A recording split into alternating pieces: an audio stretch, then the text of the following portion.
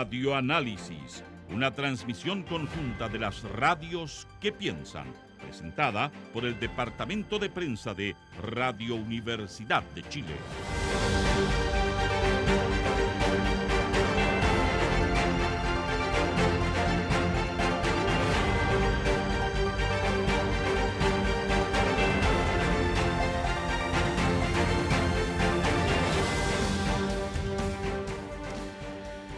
Son las 8:35 de la mañana, muchos temas para conversar. Vamos a saludar inmediatamente a nuestro panel a esta hora de la mañana. En primer lugar, al abogado, subdirector de Faro UDD, profesor de esa casa de estudios, John Enríquez. John, bienvenido. Como siempre, muchas gracias por estar acá. Buenos días, muchos saludos a todos ustedes. Todo muy bien por acá. Y de la casa, académica, historiadora, Facultad de Filosofía y Humanidades, Carla Peñalosa. Carla, bienvenida, muchas gracias por estar acá, como siempre.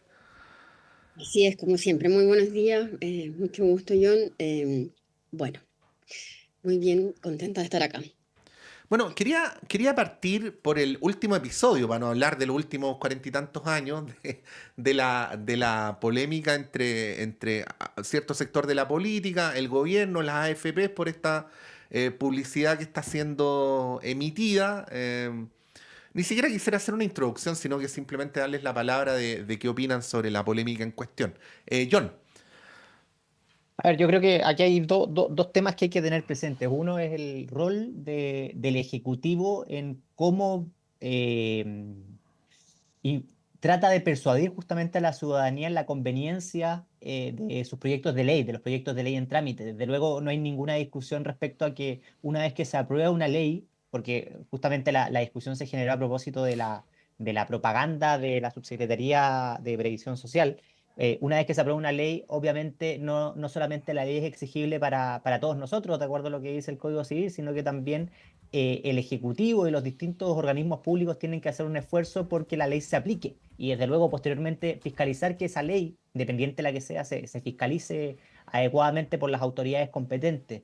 Entonces, en ese sentido, yo creo que lo primero que hay que tener presente es que quizá el gobierno y en particular la ministra del Trabajo cometió una imprudencia al perseverar, sobre todo teniendo presente que entiendo que en el comité político generó dudas y también en la SECOM, con una propaganda de esta naturaleza, sobre todo teniendo presente los precedentes o antecedentes previos cuando se impugnó justamente por la misma Contraloría la propuesta de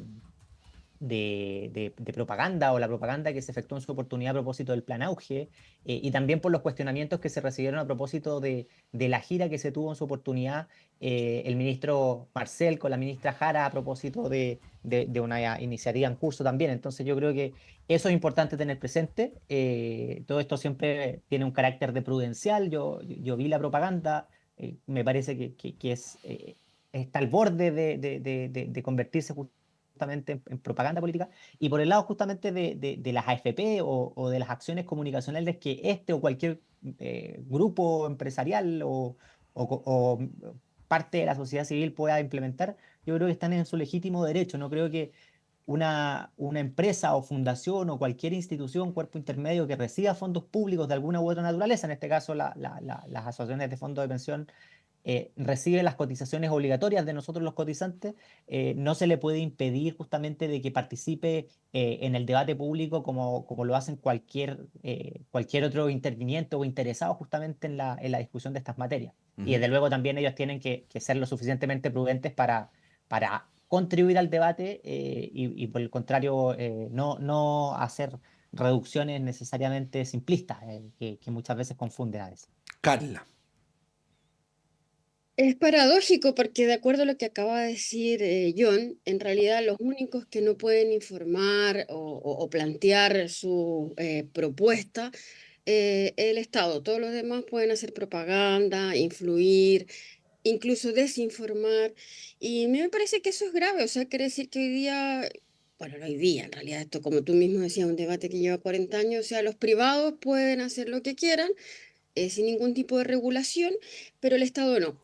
Es cierto, los funcionarios públicos siempre estamos sometidos a un escrutinio mucho más severo y a mí siempre me ha parecido bien y en este mismo espacio siempre lo he defendido porque los funcionarios públicos tenemos que ser los más correctos y quienes demos el ejemplo. Sin embargo, en este momento me parece que esta es una polémica súper interesada. Creo que de un tiempo a esta parte todo lo que hace o deja de hacer el gobierno es polémico para la oposición o para quienes ven afectados sus intereses. Y en este caso en particular a mí me parece ya también, utilizando el mismo término, al borde de lo abusivo.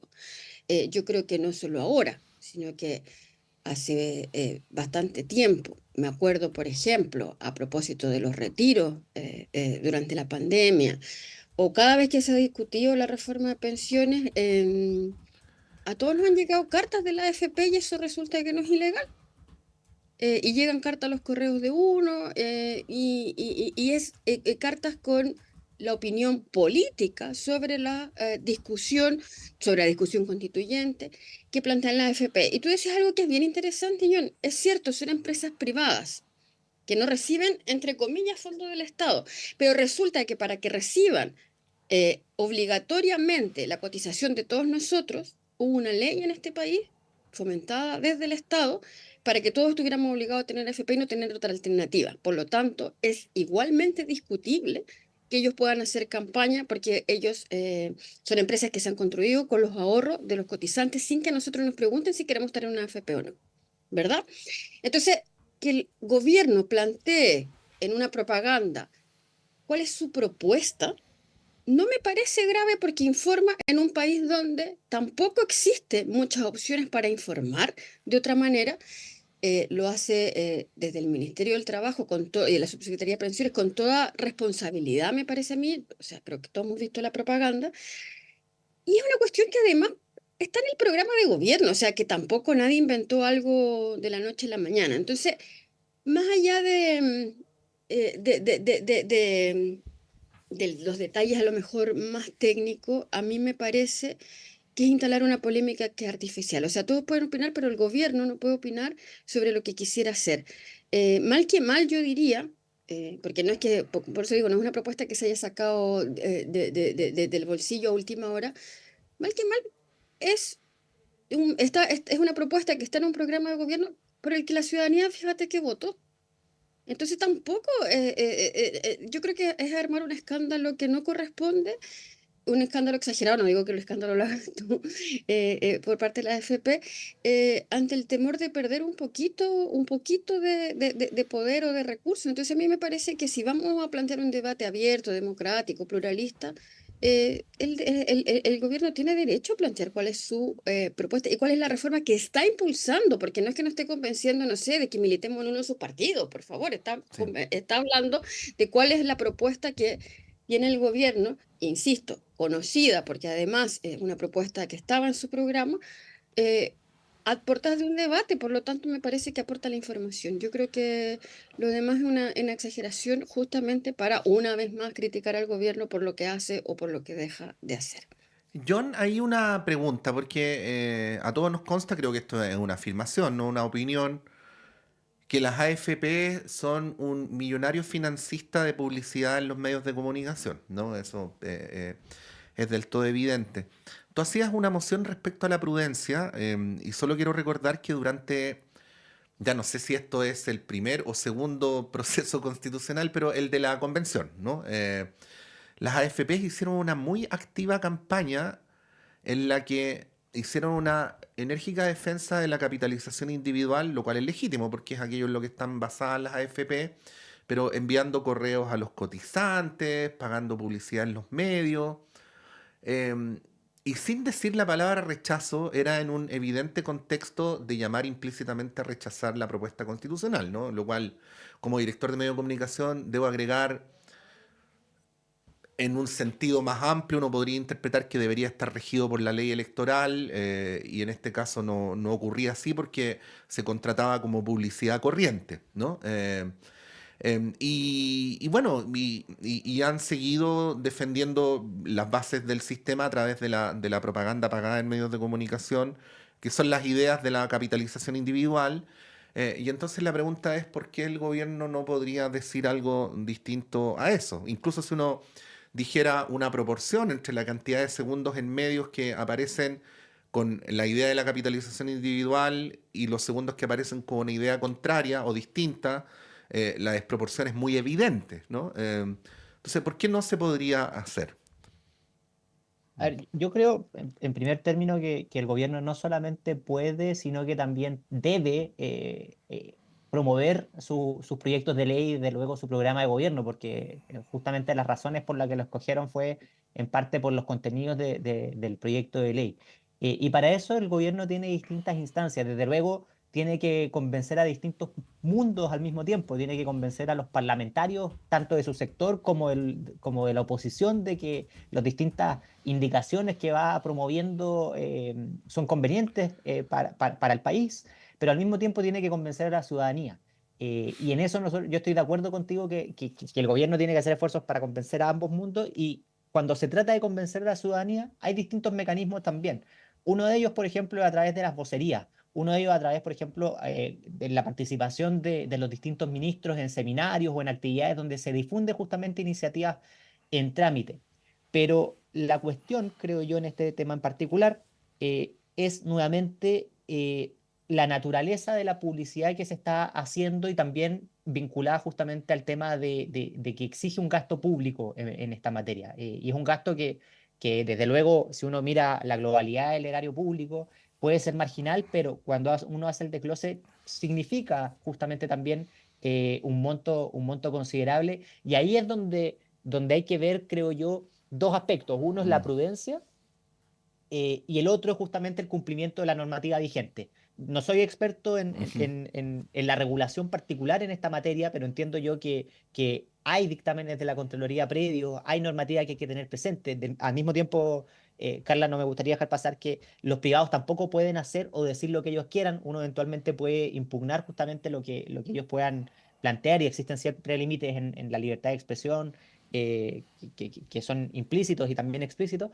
Pero mi punto justamente es que en el ámbito estrictamente prudencial, en este caso, me parece que es una imprudencia hacer publicidad de la naturaleza que se planteó por parte del gobierno de un proyecto que está en trámite, que está en el segundo trámite constitucional, y que además parte importante de ese proyecto de ley se cayó justamente en el primer trámite. Es decir, está como con los vacíos justamente hoy día en la tramitación, y eso quizá incluso puede confundir más a la ciudadanía, que le cuesta mucho a la ciudadanía, sobre todo cuando ya llevamos muchos años de tramitación de reforma de pensiones de distintos gobiernos, en cuál es el estado actual del proyecto de ley. Porque han Mm. habido tantos conjuntos de indicaciones que cuesta tener presente ok, si se aprueba este fin de semana el proyecto de ley de reforma de pensiones, ¿con qué contenido se va a aprobar? Entonces yo creo que incluso puede generar un efecto perverso o un efecto negativo de aumentar las expectativas respecto a un proyecto que seguramente, si es que se aprueba, va a ser mucho más moderado en sus beneficios o en sus prestaciones, que lo que quizás venía planteado en la misma comunicación del gobierno. Pero Sí, desde luego yo creo que el gobierno tiene todo el derecho a promover sus iniciativas, y eso es sano en una sociedad democrática. sí, bueno, Pero no me yo... queda claro, perdón. Carla, dale, dale, sí. No, que no me queda claro cómo puede ejercer ese derecho, porque aquí mismo se decía que la gira también que había hecho el Ministerio del Trabajo, la ministra, el ministro de Hacienda, también fue cuestionada. Entonces, y si se hiciera a través de las vocerías, también sería cuestionado. Entonces, seamos como más honestos y transparentes. Cualquier No, cosa, pero cualquier forma que ocupe el gobierno siempre será cuestionado. Y yo no, tampoco me queda claro si aquí lo que molesta es que hayan gastado plata en la propaganda, que puede desinformar, porque aquí se han esgrimido distintos argumentos y la verdad es que ninguno me parece del todo convincente, salvo que eh, no quisiera mostrarse una mirada distinta a la que muestran las AFP, porque si bien es cierto, nadie se supone que puede hacer todo lo que uno quiera, que lo que quiera, digamos, como decías tú. Es cierto que, bueno, que pucha, que tienen libertad los privados para no solo hacer propaganda pagada en televisión, sino que incluso para meterse dentro de tu casa y mandarte correo como cotizante, además bajo la apariencia de una información objetiva, por ejemplo, para decirte si están de acuerdo con tal o cual proyecto de ley. Y eso a mí también me parece cuestionable y sin embargo no ha sido sancionado. Entonces, la verdad es que a mí me parece... ¿cómo decirlo para no ser tan brusca? Porque no quiero decir que es un debate deshonesto, pero al menos súper desigual. O sea, una vara para defender lo que existe, para defender el mundo de las AFP, y otra para hacer un mínimo intento de llevar a cabo una reforma de pensiones, que es, todos sabemos, muy importante para este gobierno y para la ciudadanía en general, porque además eso de que esto puede ser perverso porque desinforme, pucha, es que nos han tenido también 40 años desinformados diciéndonos que vamos a jubilar en condiciones fantásticas y sabemos que no es así. Y es un problema apremiante, y yo creo que ama un problema apremiante, no para los demás, y esto a mí también lo decía, creo que hace unos programas atrás, este discurso que se nos ha instalado de que no podemos hacer aportes para poco menos que para la gente que no trabaja, que los aportes, que la capitalización individual es fantástica, porque en realidad, si no es darle plata a a otros que no tuvieron capacidad de ahorro. Sin embargo, en realidad las pensiones son malas para todos nosotros, todos los que estamos acá. No sé cuál es la circunstancia particular de John, pero yo que soy trabajadora dependiente y más trabajadora del Estado, estoy preocupada por mi jubilación porque al día de hoy sería muy, muy baja. Yo necesito una reforma de pensiones. Sí. Em, Carla, sí, John, adelante, por favor. perdón, si puedo hacer solamente un pequeño punto respecto a lo que se plantea justamente de la gira que en su momento impulsó el ministro Marcel y la ministra Jara. De nuevo, yo creo que es importante la prudencia, porque yo en ese caso en particular creo que el oficialismo no hizo bien cuestionando justamente esa iniciativa, y la Contraloría justamente le dio un espaldarazo a la iniciativa, según entiendo yo. Dijo que no tenía ningún problema de ¿El proselitismo político. oficialismo o la oposición, perdón? Perdón, Ya, la perfecto. la oposición lo Lo cuestionó. hicieron, po. Yo creo que no era conveniente cuestionarlo, y la Contraloría fue súper clara en señalar en esa oportunidad de que no hubo proselitismo político y que estaba dentro del ámbito de las acciones que puede realizar un gobierno en ese sentido. Después yo creo que hay un segundo tema, que es el tema de la desigualdad o aparente desigualdad que podría haber en el grado de influencia en el debate público por parte del gobierno, que desde luego tiene muchas herramientas y tiene mucho poder para influir en la discusión pública. Desde luego, por de pronto, lo que puedan decir o no decir los personeros de gobierno marca pauta, y por algo estamos hablando siempre de las opiniones del ministro de Hacienda, de las opiniones de la ministra del Interior, etcétera. Y también hay que tener presente que hoy día el poder es mucho más difuso. O sea, tenerle tanta fe a los medios tradicionales de comunicación, que nosotros todos seguimos porque somos personas interesadas, informadas, no necesariamente es conveniente, o no me refiero a conveniente, sino que no son tan influyentes como quizás sí lo eran hace 20, 30 años, porque hoy día la mayoría de los jóvenes, por ejemplo, se informa a través de redes sociales. Es decir, un En redes TikToker. sociales vi yo el spot. Ujú. Claro, un TikToker puede Mira, ser mucho más influyente justamente que lo que puede decir una editorial de un medio tradicional. Y de la misma forma, las personas que viven en sectores rurales, por ejemplo, son mucho más proclives a informarse por las radios y por las radios locales. Entonces, eh, No, pero no creo que... la publicidad tiene incidencia en las líneas editoriales. Lo digo yo como periodista, hay una relación que es más o menos inconfesable, pero voy a decirlo así. Nadie pone avisaje en un medio que diga ideas distintas a las que uno defiende, ¿no? ¿Se entiende, no? Como, Sí, se entiende, sí. se entiende perfecto. Y respecto a lo último, y con esto cierro mi pequeña intervención, respecto al tema de fondo, el tema de las bajas pensiones, creo que es importante decirlo, que obedece a un problema de los parámetros del sistema de pensiones, y también justamente a las estructuras del mercado del trabajo. Y el mercado del trabajo tiene, por distintas razones, rigideces que hacen que sea muy difícil tener formalidad laboral, y por lo mismo hay mucha informalidad laboral. Al mismo tiempo hay consenso en que lo que se ahorra es insuficiente. Hay consenso también técnico de que la edad de jubilación debiera actualizarse, al menos equipararse a los países OCDE, si queremos tener tasas de reemplazo mucho más adecuadas.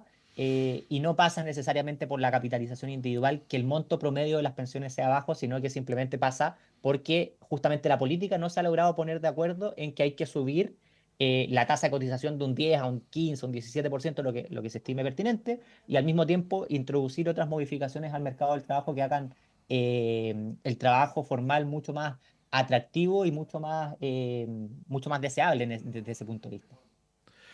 Bueno, es un tema que va a seguir su derrotero. Esto, igual, como casi todos los temas, se dan en el contexto de la previa a la cuenta pública del próximo 1 de junio. Aprovecho de mencionar, pero esto es proselitismo en el mejor sentido de la palabra, que vamos a hacer una transmisión especial toda la mañana desde la Radio Universidad de Chile, a la que están de antemano convidados. Y obviamente vamos a hablar a la vuelta de la pausa tanto de la cuenta presidencial y de los debates que se están dando previamente, John, Carla, como de la formalización del alcalde de Recoleta, Daniel Jadwe, que está ocurriendo en estos o en los próximos minutos. Estaba originalmente citada al inicio de la audiencia para las 9 de la mañana, pero también había una convocatoria de apoyo al alcalde en los minutos previos. Así es que vamos a estar contándoles sobre eso y, por supuesto, también analizando la cuenta presidencial. Vamos a un breve alto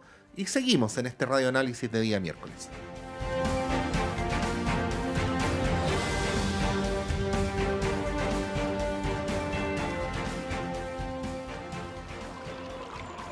Aguas Trayén o Cascada en Mapudungún es la mejor agua purificada con tecnología de última generación. Para más información, visite su página web www.aguastrayen.com.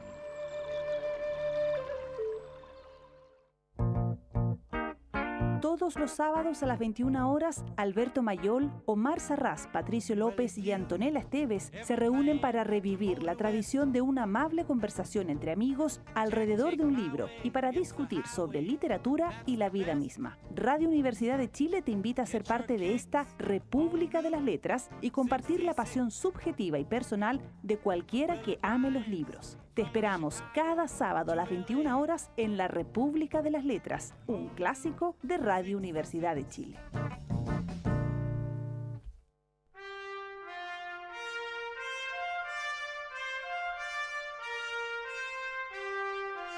Radio Universidad de Chile y la Facultad de Arquitectura y Urbanismo de la Universidad de Chile los invita a escuchar todos los viernes a las 11 horas el programa Pensar Habitar, un espacio de opinión, entrevistas y destacados invitados.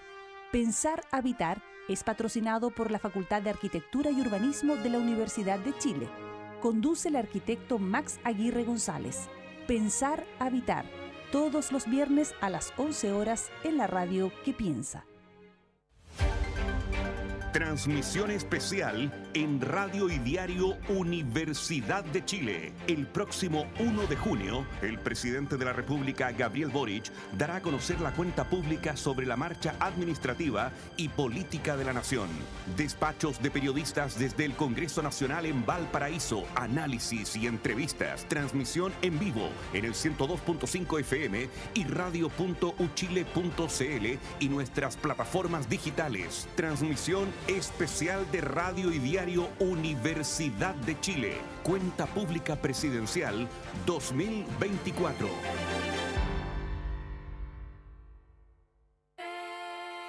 Saludos a todos nuestros auditores y auditoras de Radio Universidad de Chile. Les habla Jan Flores Quintana, cientista político, y les invito a escuchar todos los sábados a las 22 horas nuestro programa Memorias de Futuro.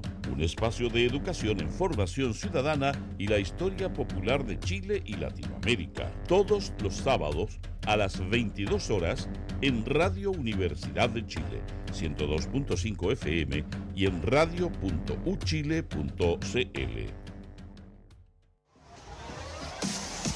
Radio Universidad de Chile y la Facultad de Derecho de la Universidad de Chile te invitan a escuchar todos los miércoles a las 18 horas el programa Derecho al Aire, un espacio donde analizamos temas de actualidad para acercar el derecho a la ciudadanía y viceversa. Derecho al Aire, cada miércoles a las 18 horas en el 102.5 FM y en radio.uchile.cl. Conduce el profesor Santiago Schuster Vergara.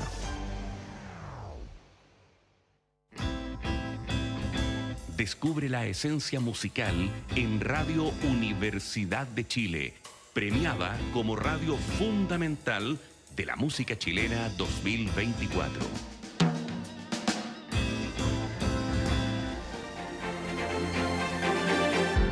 El Departamento de Prensa de Radio Universidad de Chile trabaja para mantenerlo informado.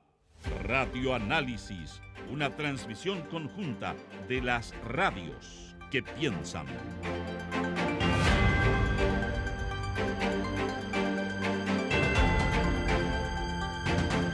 Son las 9 de la mañana en punto.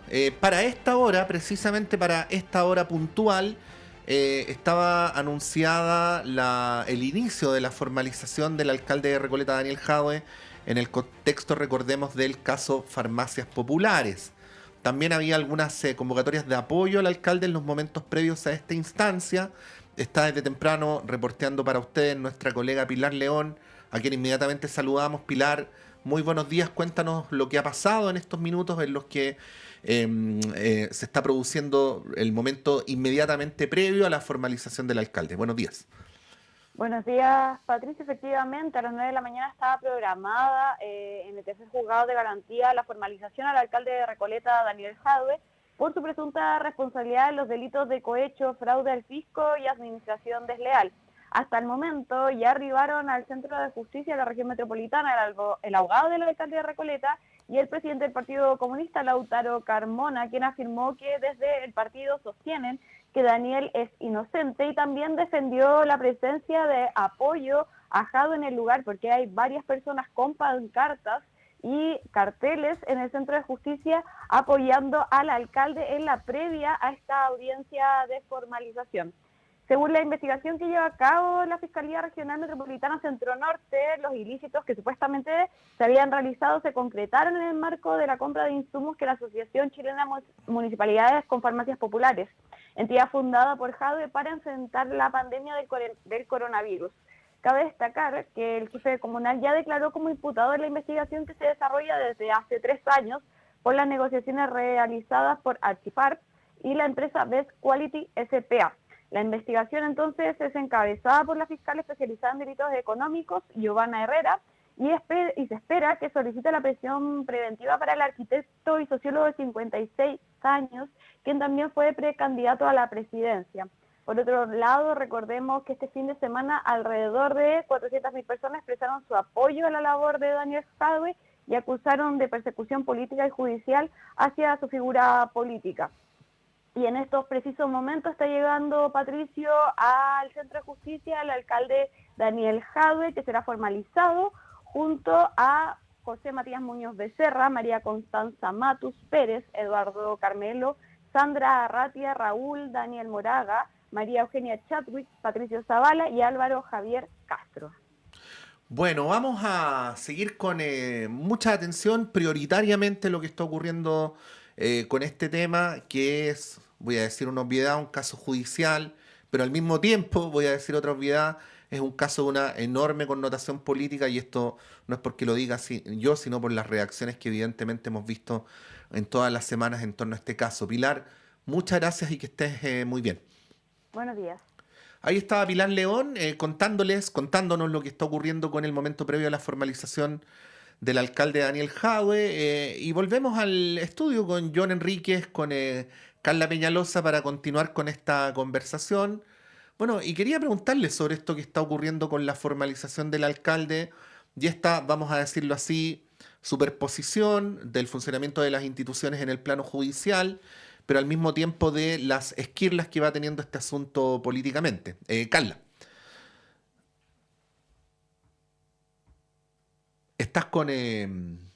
Estás silenciada, sí.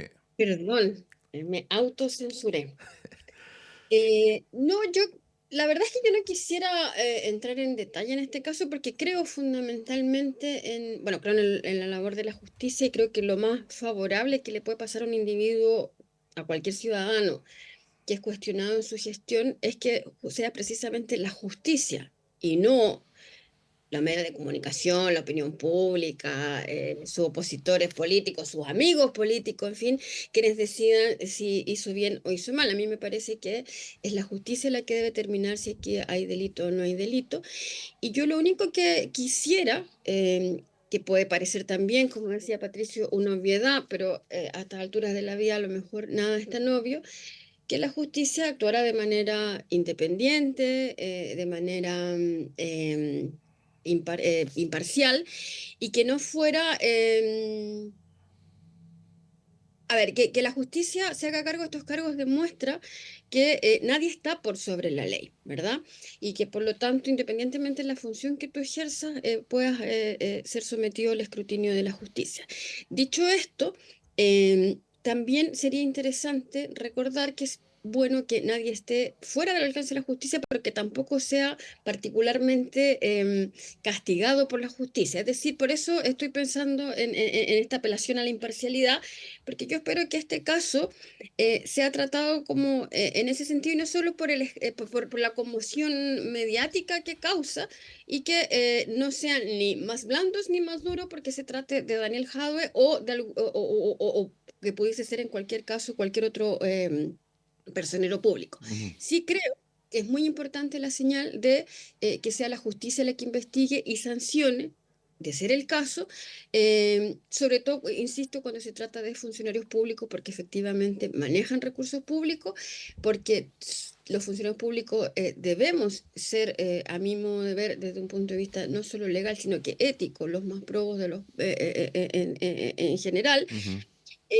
Pero eso, yo esperaría que no hubiese tampoco una mano más pesada por tratarse de alguien que puede generar, digámoslo, también lo sabemos, también así como muchas adhesiones, también mucho rechazo en ciertos sectores. Entonces, yo creo que no estamos ante un caso que sea ni más, que sea más grave. Que la de otros alcaldes que han sido cuestionados. Este no es el primer caso, y por eso lo digo, porque finalmente parece que mediáticamente fuera esto súper novedoso y tremendo, en circunstancias que ya lamentablemente no estamos acostumbrando a que los alcaldes o ciertos funcionarios públicos pasen por los tribunales de justicia, lo que no deberá ser, no porque no debieran responder ante la justicia, sino que porque no debieran cometer delitos. Ahora bien, en este caso, bueno, hay que esperar el pronunciamiento. Yo en general en ningún caso estoy de acuerdo con que sea la opinión pública o los medios de comunicación los que juzguen antes que los jueces. Así que bueno, yo creo que solo cabe esperar y que no sean ni más blandos ni más duros por tratarse de Daniel Jadwe. John. En lo sustantivo, la verdad es que estoy de acuerdo con Carle. Creo que es una reflexión que sirve a todas las personas que de alguna u otra forma participamos en este tipo de debates para aplicar exactamente el mismo estándar en todos los casos. Aquí yo creo que es súper importante resaltar que hay ciertos principios, más allá de que las imputaciones que se le imputan justamente a Daniel Jadwe y otras personas son graves en este caso, que hay que tener siempre presentes y que hay que cuidar. No hay que cuidar, uno, la independencia del Poder Judicial, la independencia del Ministerio Público. Desde luego el Ministerio Público en este caso va a estar especialmente observado después del fracaso, entre comillas, de la causa del excomandante en jefe Fuente Alba. Hay que cuidar la presunción de inocencia también. Aquí también los medios de comunicación tienen un rol importante en que vayan comunicando conforme se vaya desarrollando el proceso de la forma más objetiva posible. Hay que cuidar también garantías como la bilateralidad de la audiencia, en el sentido de que tiene derecho justamente el alcalde Jadwe y todas las personas imputadas a contraargumentar las imputaciones que se le aleguen. Y desde luego, en este caso, nuevamente, lo importante es la prudencia de todos. Es decir, yo creo que siempre en estos casos las defensas corporativas o los cheques en blancos, entre comillas, a distintas personas, por más allá de que uno los pueda conocer, son inconvenientes en la esfera pública, y de la misma forma también son inconvenientes las acusaciones o dar a entender que ya hay un veredicto por parte de la justicia cuando no la hay, y es simplemente una investigación que ha marchado conforme a los procedimientos internos de la Fiscalía, que ha derivado justamente en una formalización a la cual se ha plegado, en este caso también el Consejo de Defensa del Estado. Entonces yo creo que la reflexión va por allí, y en términos políticos también, obviamente esto trae consecuencias y copa justamente los medios de comunicación por la relevancia que tiene el alcalde Jadwe, no solamente al interior de su propio partido, sino que también de todo el espectro oficialista, porque fue justamente precandidato presidencial y sigue siendo una persona muy influyente en la posición que pueda tener, por ejemplo, el Ejecutivo respecto a distintas materias. Entonces, más que mirar propiamente el caso, lo interesante va a ser cuál sea la posición que adopte el Ejecutivo, cómo se va a referir, si se va a referir de alguna u otra forma a este caso la ministra vocera de gobierno o no, y en caso que se pronuncie, que yo creo que debiese pronunciarse, debiese ser un espaldarazo justamente a el funcionamiento de nuestras instituciones y a la debida separación de poderes que existe en nuestro país para justamente asegurar que existe un proceso que se ha llevado de buena forma. Sí, bueno, estas situaciones que además generan mucha repercusión pública en la línea de lo que ustedes mismos han planteado, con un tono tan mesurado ambos, además, nos da la ocasión de subrayar algo que decía Yona. Los medios de comunicación aquí también tenemos que jugar un factor, no sé si llamarlo educativo, pedagógico. No hay que dar por sentado, porque la mayoría de las personas no han tenido una experiencia vital de familiaridad con el funcionamiento del sistema judicial, ni siendo víctimas, ni siendo acusados de la comisión de delitos, de cómo funcionan las instituciones, ¿no? La audiencia de formalización de hoy, por ejemplo, no implica culpabilidad, o sea, sigue persistiendo la presunción de inocencia. Tampoco implica que es algo que se haga en el aire, puesto que el Ministerio Público, a través de la fiscal respectiva, estima que existen los antecedentes necesarios para dar lugar a una investigación. Por lo tanto, no es ni un extremo ni el otro, ¿no? Y a su vez, indudablemente hay que hacer el seguimiento de todos los temas respectivos, porque, y aprovecho de decirlo de antemano, ¿ah? Uno de los asuntos que aparecen con frecuencia a propósito de las audiencias de formalización es si se recurre o no a la figura de la prisión preventiva. También lo hemos hablado en otros casos, a propósito, por ejemplo, del caso Barriga y otros más. Prisión preventiva no quiere decir que los hechos por los cuales se está investigando a la persona sean más graves que si se le otorga otra medida cautelar, sino que el criterio que opera para efectos de la prisión preventiva es si otra medida cautelar podría afectar o no el desarrollo de la investigación, que no es lo mismo, ¿no? Bueno, aprovecho de hacer estas pequeñas mociones. No sé si Carla y John quieren agregar algo al respecto antes de continuar. Sí, bueno, tú también estuviste desmoderado, ¿no? Pero creo que insistir en esa línea también, que las acusaciones sean graves, tampoco significa que sean ciertas o que sean todas mentiras. O sea, creo que hay que, y creo que el tono mesurado que hemos usado todos, porque es el correcto, porque creo que confiamos en la independencia del Poder Judicial. Yo confío y espero seguir confiando en eso.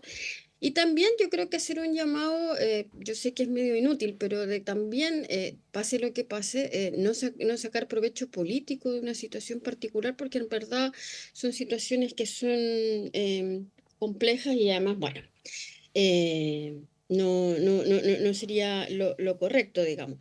Pero sobre todo eso, actuar con mesura, porque yo creo que también en este caos de la desinformación se da por adelantado, o sea, se omite justamente esa presunción de inocencia, y yo creo que mientras la justicia no diga que tal persona o cual es culpable, sigue siendo inocente. Pero más dicho esto, yo creo que también la ciudadanía mira con atención, porque yo también creo que mira...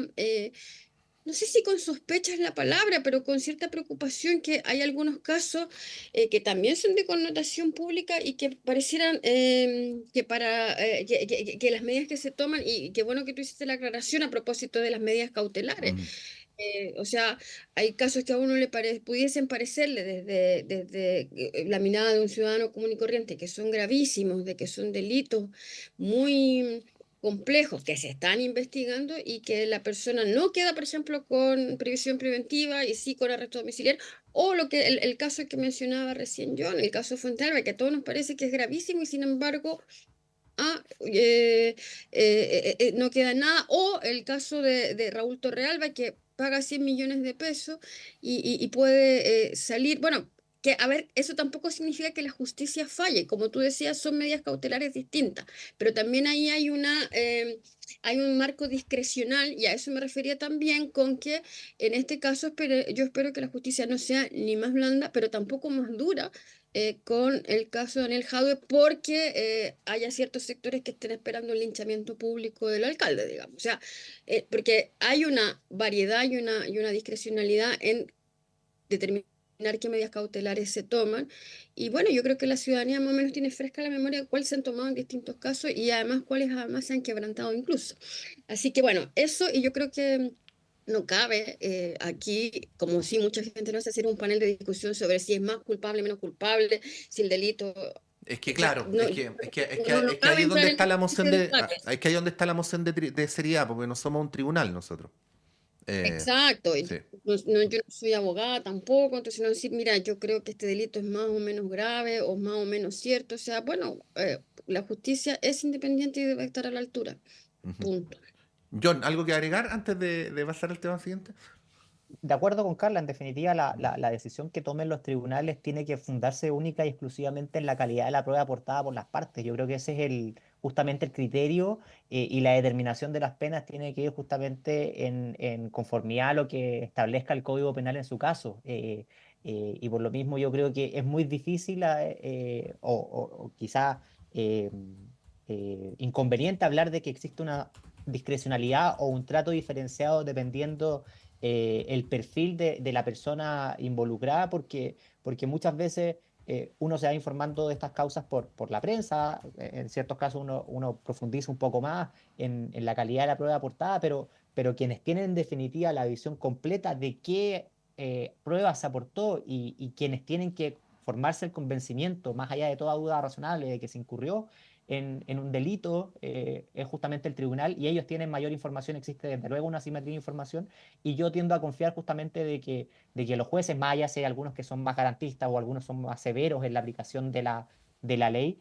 actúan de forma 100% imparcial, y desde luego hay mecanismos y hay institucionalidad para garantizar justamente su independencia, como la inamovilidad judicial. Y esto nos sirve mucho para, saliendo de esta reunión, ver qué grados de independencia justamente tiene nuestro Poder Judicial en comparación con otros países con los que nos gustaría vernos comparados, y qué tenemos que hacer justamente para acercarnos a esos países y no a otros países donde efectivamente ruidos o la presión política o la opinión pública pueden de alguna u otra forma permear en el análisis y definiciones de los jueces, que yo creo que por lo menos en Chile no es el caso. Yo todavía confío en que el Poder Judicial es autónomo, que el Ministerio Público, y lo vemos porque en todos los gobiernos el Ministerio Público presenta justamente requerimientos o querellas tanto a personas que uno pudiese decir de derecha como de izquierda. Entonces, por ese lado yo en estos momentos estoy relativamente tranquilo, y desde luego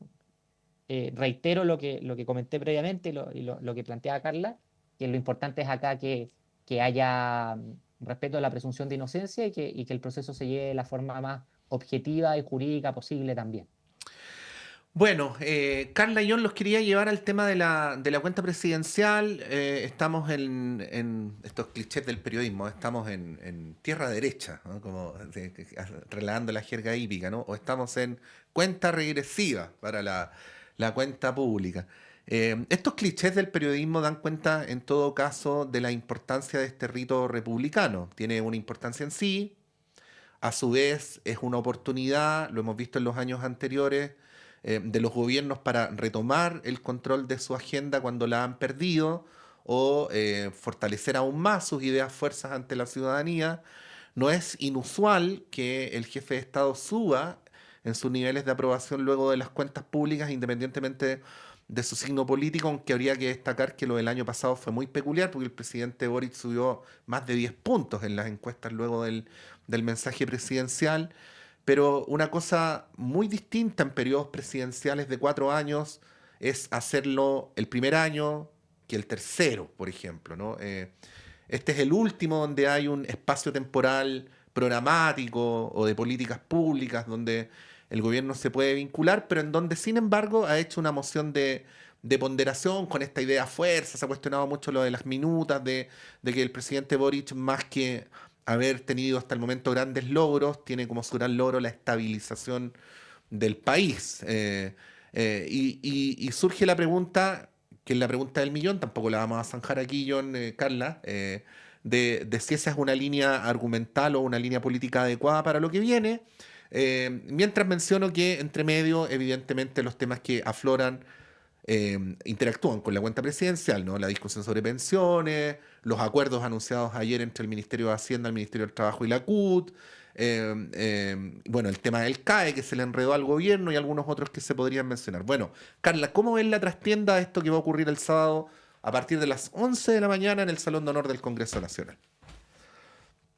Bueno, la trastienda no la he visto, no tengo ningún acceso a ver la trastienda, no sé, así que más bien voy a hacer una expresión de deseo, lo que a mí me gustaría que pasara en la cuenta. A propósito de los clichés que a veces se habla del segundo tiempo, ya estamos medio pasaditos, pero del segundo tiempo de los gobiernos. Yo lo que esperaría, y además lo dijo el presidente, que era el último año para la última cuenta pública que daba pie para hacer anuncios, todavía yo esperaría que fuera una cuenta con anuncios y con anuncios que tuvieran que ver con el cumplimiento del programa. Eso sería lo que yo quisiera. Dicho esto, creo, no es que creo que vaya a pasar necesariamente, pero lo que a mí me gustaría que pasara es que fuera tal vez entonces el último intento por cumplir al menos una parte del programa, pasar a la ofensiva, porque a mí, si uno hace un balance, me queda la sensación de que hasta ahora el gobierno ha tratado de ser muy ponderado, muy moderado, cosa que está bien, pero que también tiene un límite, para tratar de convencer a la oposición o por lo menos de no molestarla y tratar de llegar a acuerdos para llevar a cabo ciertos proyectos.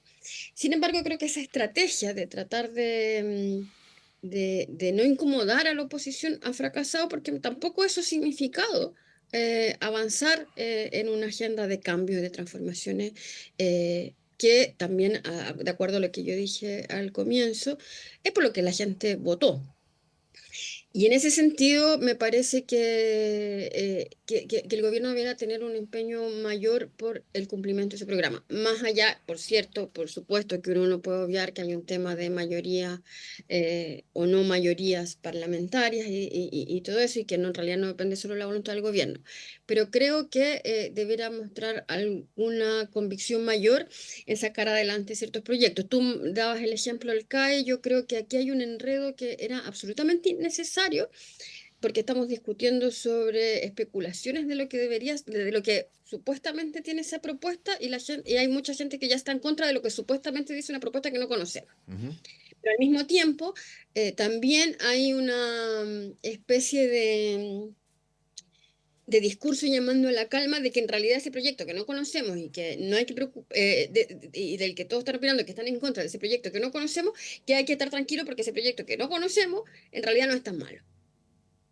Yo creo que también aquí hay que cumplir con lo que se plantea en el programa, lo que la gente está esperando, los votantes están esperando, y bueno, dar a conocer cuáles son esas propuestas. Y yo creo que es en todo ámbito de cosas. Tal vez el ejemplo del CAE es el más desafortunado en el sentido de que comunicacionalmente se ha manejado de muy mala manera, pero yo creo que en general, o sea, hay dos cosas que uno esperaría de la cuenta. Mostrar, porque sigo discrepando ahí con John en el sentido de que lamentablemente en este país, no sé si en otros países pasa, yo sospecho que no tanto como acá, en que son los gobiernos los que tienen menos capacidad y menos influencia a la hora de comunicar, porque no tienen esos espacios, porque ni siquiera el canal nacional, el canal estatal tiene un espacio privilegiado para el gobierno, sino que, en fin, que el gobierno pudiese comunicar esa cuenta pública, en esa cuenta pública los logros obtenidos hasta ahora.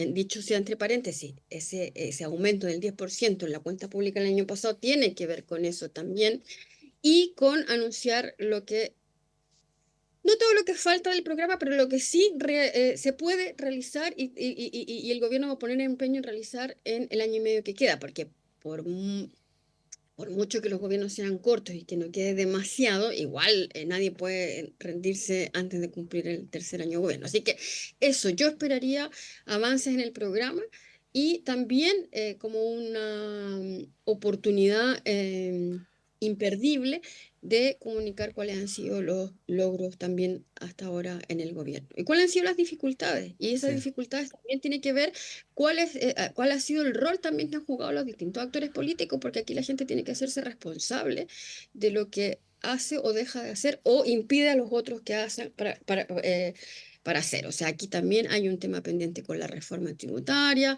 estamos discutiendo la reforma de pensiones, yo creo que la gente tiene que hacerse cargo cuando vota en contra de las necesidades de las mayorías. Carla, para no hacer lo que hacen tantas veces los hombres, ¿no? Que es tergiversar a las mujeres, ¿ah?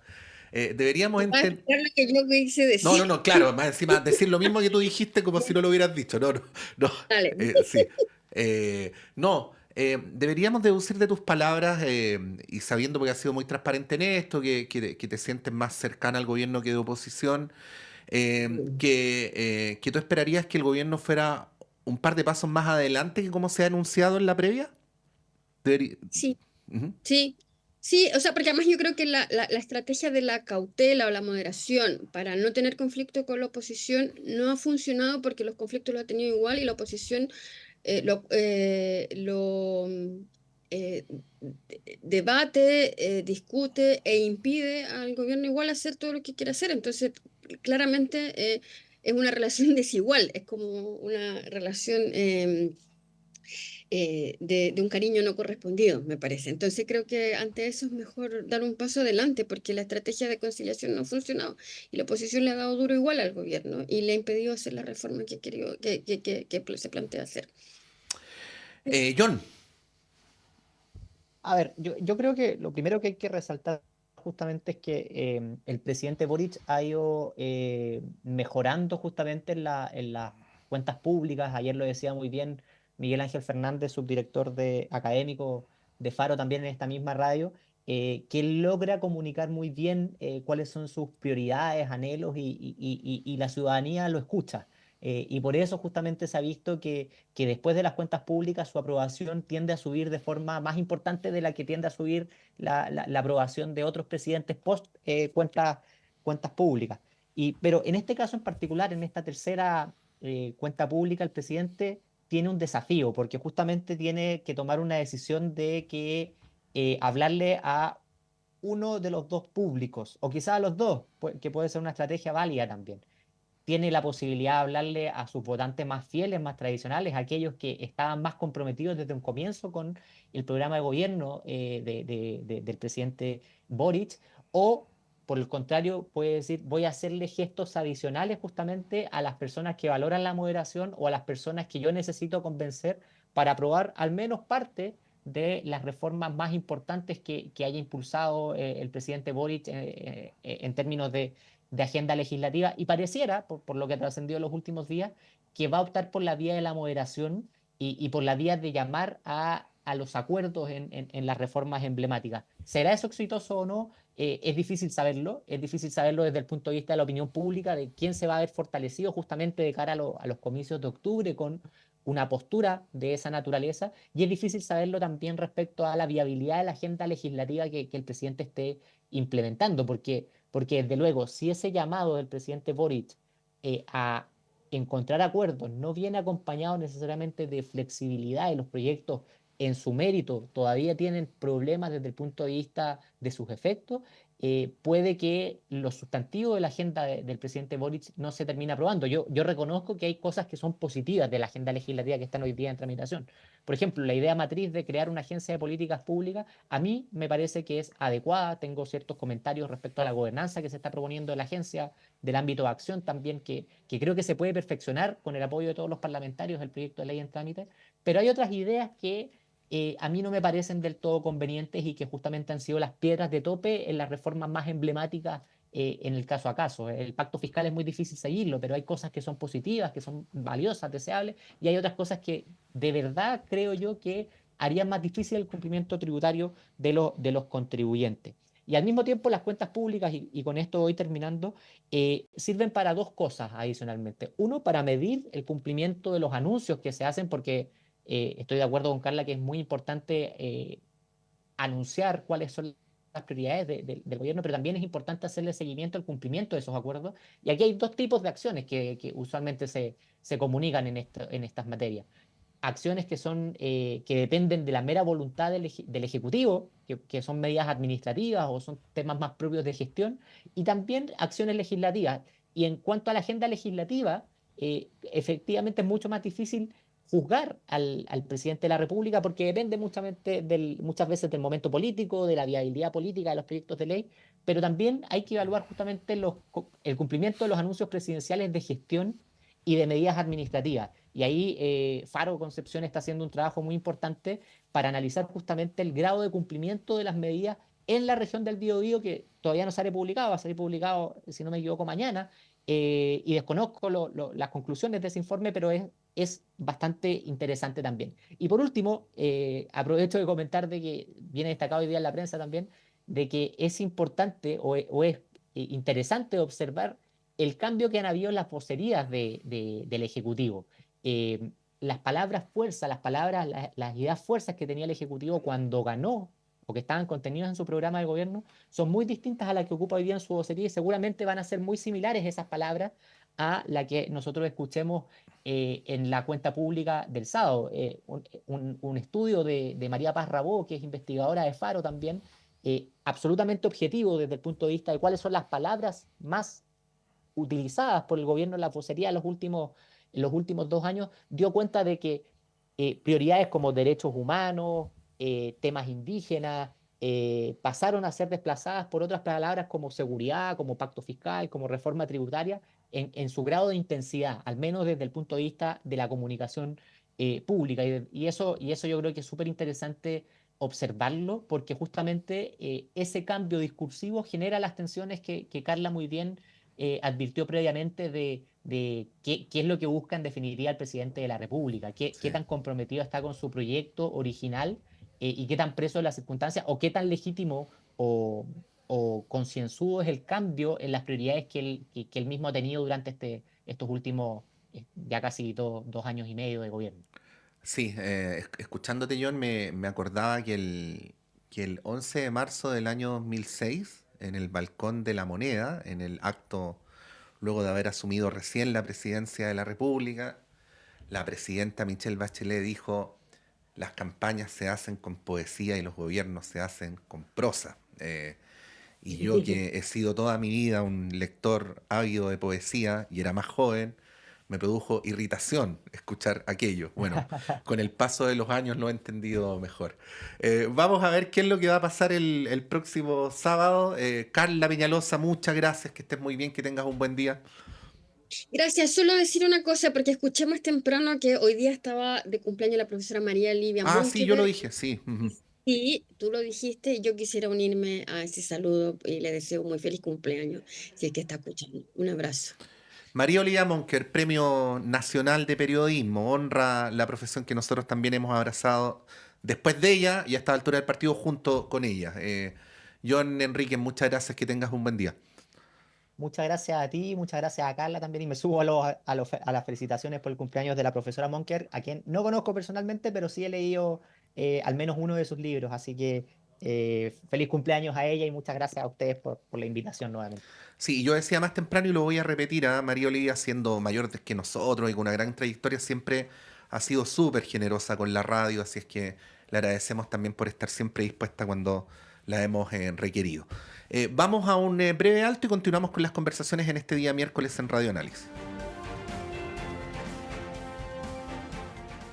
Y hasta ahora tenemos un llamado de Claudia. Hola, a ver, sí, cuéntanos, Clau. Llamaba para dar las redes sociales de mi emprendimiento, para que me sigan y vean mis productos. Muy bien, ¿y la dirección de tu sitio en internet? Pucha, no tengo. Ya, a ver, dale. Ya, mira, es @Claudia_la_del_depa_medio 2234